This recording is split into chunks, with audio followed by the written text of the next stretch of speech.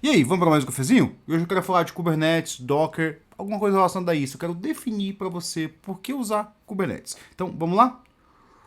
E esse cafezinho aqui ele surge da pergunta do Pedro DVP2P, né?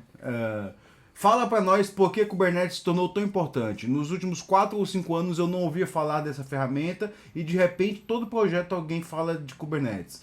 O simples Docker não basta mais? Então, assim, Pedro, vamos lá.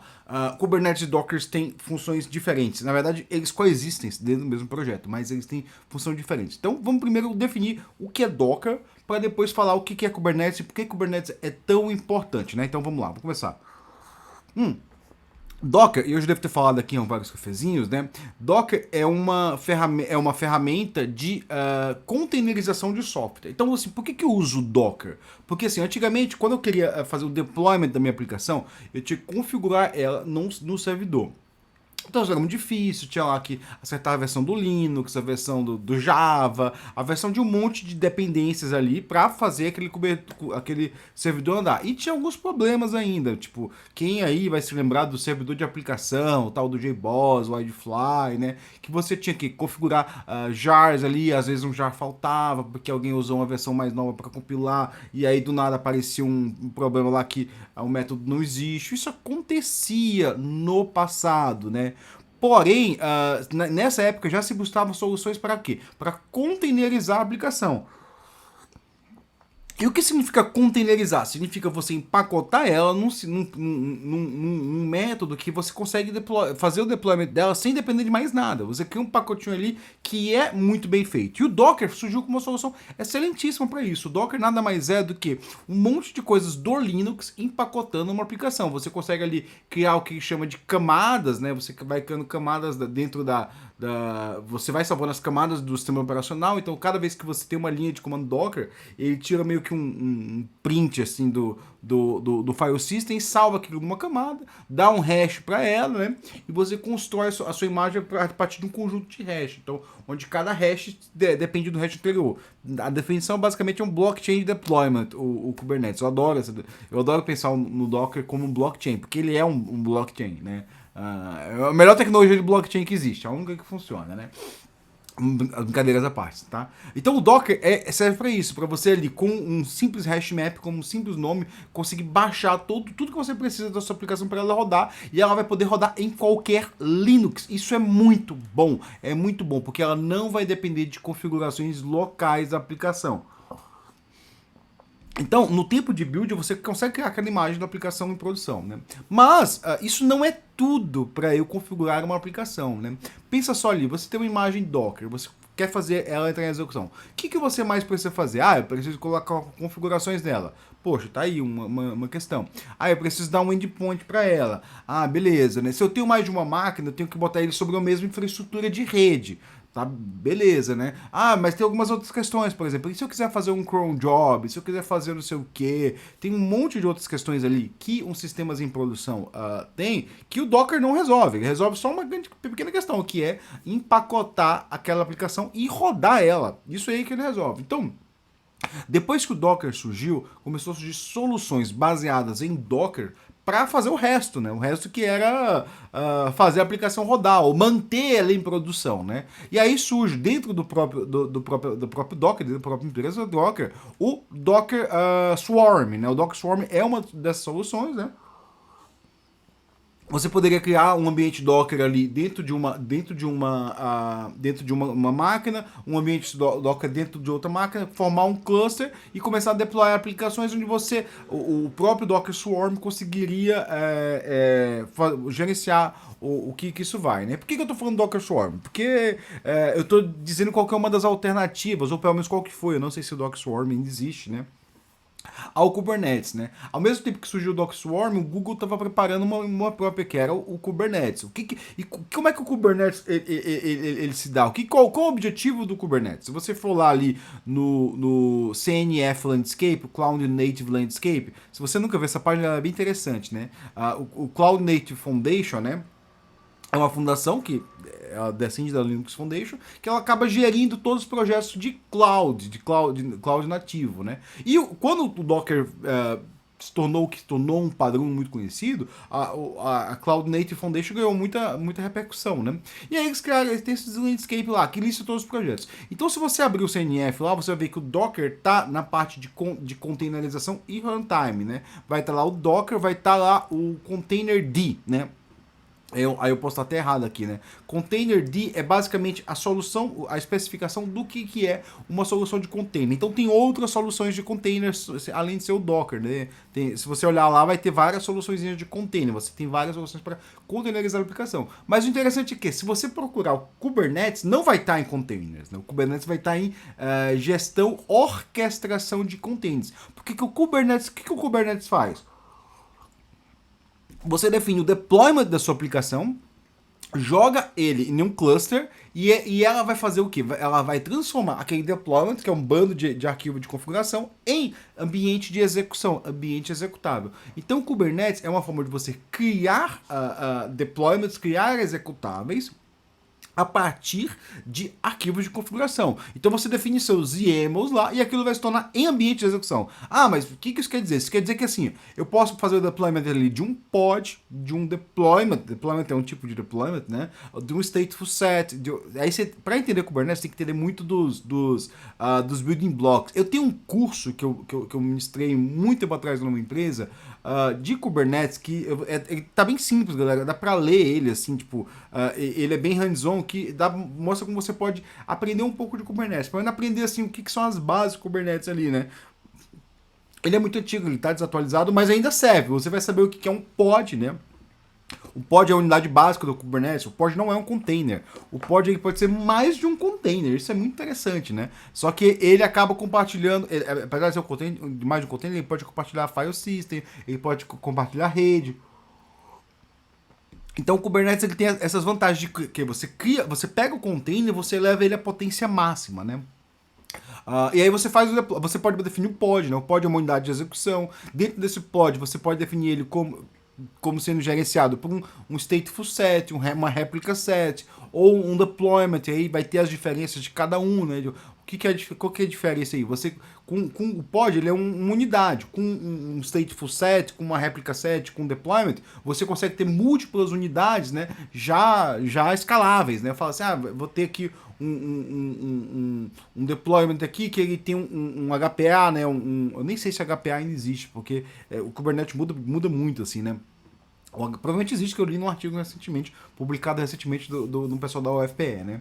HPA é horizontal pod outscale, né? É uma política de outscale horizontal. Quando você define uma política. Olha que interessante, né? O Kubernetes, ele encapsula muito das coisas que o seu cloud provider te entrega. Então, quando você tem seu cloud provider, você fala assim, você que vai escalar quando chegar em 70% de CPU. Cara, o Kubernetes já implementa isso aí, tanto que a gente chama o Kubernetes de Cloud Agnostic, né? Por exemplo, eu não sou especialista em cloud, mas eu sou especialista em Cloud Agnostic. Então eu sei fazer deployment de aplicação Cloud Agnostic. Então muitas vezes o pessoal fala, o que você entende de AWS? Bolufas, eu não entendo bolufas. Eu sei o EC2, eu não sei o que, mas eu sei de Cloud Agnostic, eu sei de Kubernetes, eu sei fazer deployment de Kubernetes. Aliás, mexo muito nisso, né? Então, você vai poder definir. Você pode definir uma variedade incrível de recursos lá. E você define em alto nível, né? Você pode definir os pods, né? Pode definir o deployment. E aí, com o deployment, você pode ter associado um service. O service nada mais é do que dizer assim, olha, eu quero exportar esse serviço aqui por essa tal porta. E aí ele vai criar o quê? Vai criar dentro ali de todo o cluster, né? E aí você pode ter várias máquinas no cluster, o mesmo nome para aquilo. Então, por exemplo, a gente, nossas aplicações, a gente não faz service registry. A gente fala assim, olha, eu vou ter o namespace tal, o serviço tal. Então você vai saber que na porta tal está o meu serviço.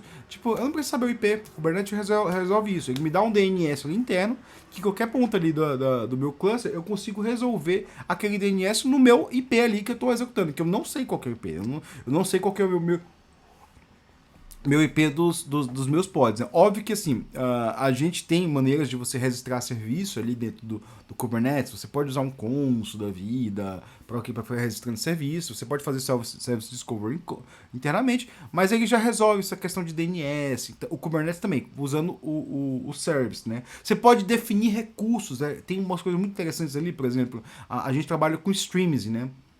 Streams ele é um projeto dentro do guarda-chuva do Kubernetes ali, né? Que ele faz o quê? Ele deploya Kafka para Kubernetes Native, né? Então, ao invés de você definir, não, eu quero o meu deployment tal, que vai ter tantos cluster Kafka, você só pega ali e escreve um YAML, esse aqui é meu Kafka, ele vai usar os persistent volumes tais, né?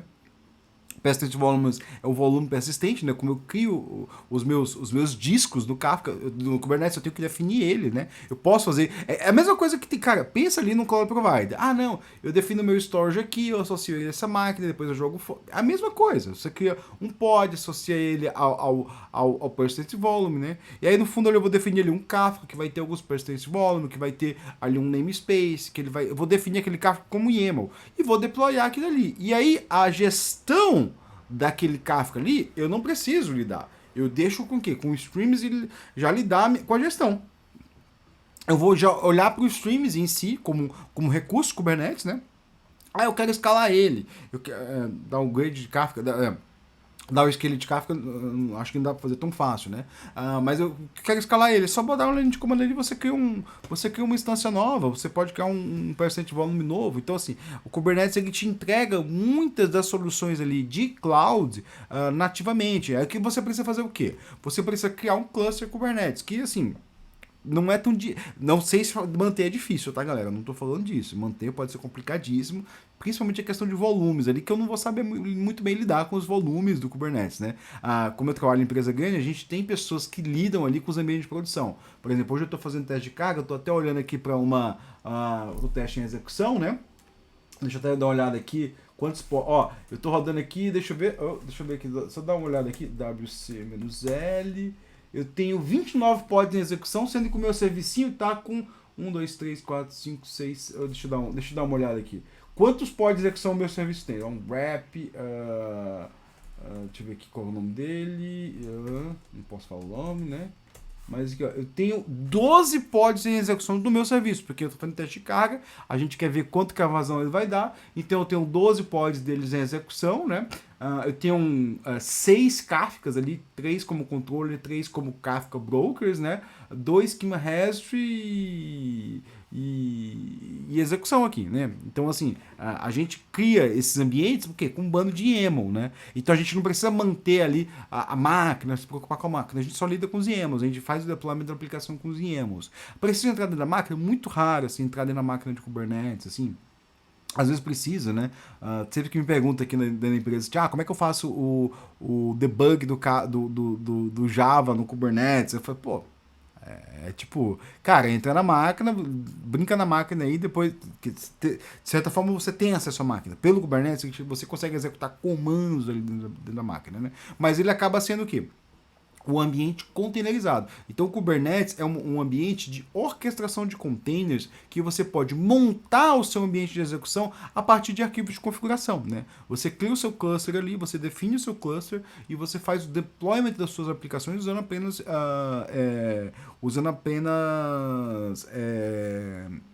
arquivos de configuração. E aí você pode fazer coisas bem interessantes. Por exemplo, você pode ter no mesmo ambiente Kubernetes tanto o sistema de produção quanto o sistema de teste. Dá pra fazer, só tem que mudar ali os namespace. Eu não recomendaria, tá, galera? Assim, eu recomendaria que o ambiente de teste seja diferente do ambiente de produção, obviamente, né? Tipo, até porque você pode apagar tudo do ambiente de teste, recomeçar de novo, apagar os volumes, apagar os resource definition, né? Eu falei do Kafka, né? O Kafka é o que a gente chama de Custom Resource Definition, né? Ou seja, a definição de recurso customizável, né? Então, em vez de você ter um pod, um deployment, que são nativos do Kubernetes, você define um recurso e você consegue deployar aquele recurso como arquivo de configuração. Então o Kubernetes ele potencializa muito a forma como você faz o deployment de containers.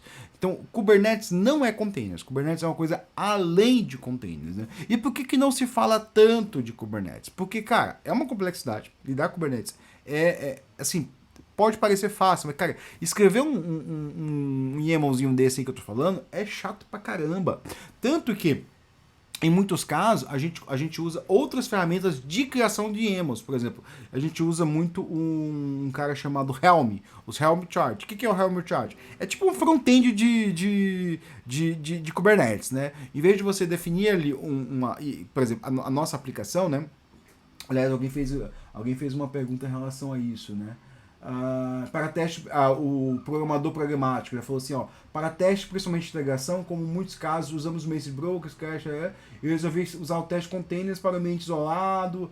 Ele está falando aqui que ele usa o teste container para fazer teste de integração. O teste container é uma ferramenta de container que você pode subir os containers ali em ambiente, no teste unitário, rodar o teste que você quer e jogar fora. Então você consegue fazer isso, né? Por que a gente não usa isso no nosso sistema, né? Porque a gente, além de deployar um container, né? A gente usa os Helm Charts. Então a gente tem Helm Charts ali, né? Se usa Helm Chart em vários lugares, né? E aí a gente faz o quê? O Helm Chart também é um produto. Por quê? O mesmo produto é entregue para diferentes clientes, né? Então, assim, aquele arquivo, que é basicamente um tar.gz, né? O Helm Chart. Um tar.gz ali, que ele vai ter um arquivo de configuração padrão. Você define as configurações, aquelas configurações, ela vai passar ali para é literalmente um front-end, tá, galera? Se você pegou ali se você é desenvolvedor front-end ali raiz, que pegou um monte de tecnologia ali de fazer bind de HTML, é basicamente a mesma coisa. Basicamente. Só que diferente que ele vai gerar YAML, né? E aí ele vai pegar esse arquivo de configuração e vai gerar um deployment diferente, vai gerar um deployment diferente. Então a gente faz muito isso, né? A gente pega o arquivo de configuração e vai habilitar tal coisa, habilita tal porta, habilita tal configuração, né? A gente cria uma forma de configuração padrão. Internamente a gente gera o quê? A gente gera o YAML que a gente quer, né? Ali, tipo, até porque isso é bom para evolução, né? Tendo um YAML, já aconteceu diversas vezes a gente mudar o nosso maneira de fazer o deployment de pods, né? Principalmente na migração do Java 7 pro do Java 8 pro Java 17, né? A gente mudou muito da maneira como a gente faz deployment, a gente teve que mudar o quê? Mudou só os YAMLs. O cliente ele não olha para os YAMLs, ele olha o quê? Para o arquivo de configuração que a gente provê. Ele fala assim, eu quero habilitar tal coisa, eu quero desabilitar tal coisa. Que também o legal do Helm Chart, né? Eu vou deixar esses nominhos aqui na descrição do vídeo, dá uma conferida, né? O legal do Helm Chart é que você expõe um arquivo de configuração que ele é mais estável do que os YAMLs. Porque, cara, Kubernetes muda pra caramba. Muda pra caramba ali. Você pode ter Kubernetes. Assim, eu tava tentando fazer um deployment, um serviço ontem, né? Pro nosso teste de carga, e eu vi que ele não tava rodando. E aí, quando eu vi assim, o que tava na nossa base lá era numa versão antiga, 1.27, alguma coisa, já tá na 1.32, 34, eu nem sei, né? E aí eu perguntei pros caras, deixei lá sem funcionar, eu falei assim: olha, tô rodando meus testes aqui, tô pegando os dados que eu preciso, mas eu preciso de um dashboard, e aí o que vocês resolvem aí? Tem uns caras que lidam com isso. Eu não vou gastar meu tempo lidando com atualizar arquivos, sendo que já tem pessoas que trabalham com isso no dia a dia, né? Então, galera, era isso, né? Definindo basicamente aí o nosso cafezinho, que o cafezinho já acabou faz tempo, né?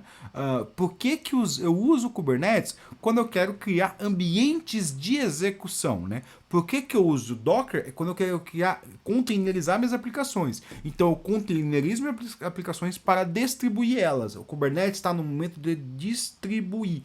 E assim, Kubernetes é um projeto muito amplo, muito complexo, assim. Tanto que antigamente se falava assim, você tem que aprender ou não tem que aprender Kubernetes. Assim, se você é um desenvolvedor, cara, foca na sua linguagem. Foca na sua linguagem. Agora, se você quer trabalhar com o ambiente de execução ali, entender como é que você faz o deployment, entender como é que a aplicação funciona em tempo de execução, aí você vai entender Kubernetes. Por quê? As linguagens, elas evoluíram para isso, para você se preocupar só com o que está ali da sua aplicação, o que ela está fazendo, né? Mas quando eu quero saber assim, como é que eu levanto aqui uma base de dados dentro do Kubernetes, aí você vai ter que entender ali como é que funciona, o que é um deployment, se essa base de dados ela existe nativa ali para o Kubernetes, como é que eu tenho os persistent volume. Às vezes é bom saber disso, né? Porque assim, cara, teve uma vez, eu já vou falar de um bug muito interessante que eu peguei, era um sábado, eu tava tomando café, né? Aí eu tava tomando café quando me ligaram, era um diretor aqui do Brasil, ele me ligou, eu atendi, aí ele falou, cara, estamos com um problema sério. Aí, tipo, larga tudo que você tá fazendo. Aí eu peguei, larguei tudo, né? Peguei só no telefone, aí isso que aconteceu, né? O desenvolvedor do Brasil, né? Ele tinha deployado Kafka, né? E aí qual foi a sorte, né? Ele chegou para mim e falou assim, né?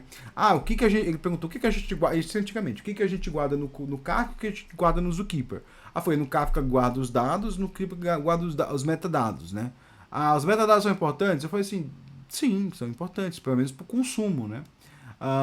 Eu falei, mas eu não falei assim, questão. Não só, eu botei num grau de importância menor. O cara fez o seguinte: ele decidiu que ele ia guardar os dados do Kafka em persistentes volumes persistentes, e os metadados do Zookeeper em efêmeros, né?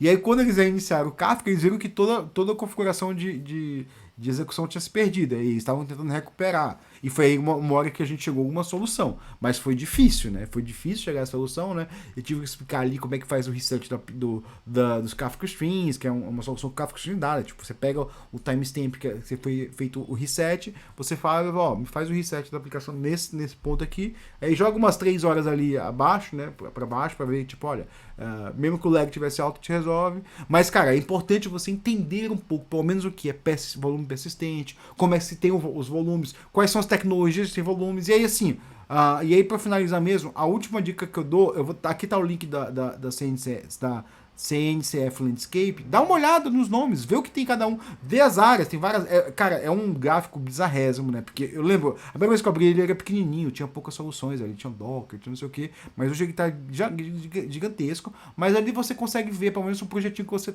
você consegue saber onde ele tá localizado, quais são as alternativas, tudo isso, né. Então é isso, pessoal, se eu te ajudei ou não te ajudei, dá o seu like, dá o seu comentário, compartilha a sua ansiedade aí. Pô, eu quero aprender mais de Kubernetes, quero saber como desenvolvedor, Pascal, o que que eu uso, como é que eu uso Kubernetes, o que Kubernetes tem a ver com, sei lá, por que Kubernetes? Por que esse nome Kubernetes? Eu não falei porque esse nome Kubernetes, né? Mas é isso aí, pessoal. Valeu, muito obrigado e bom dia para vocês.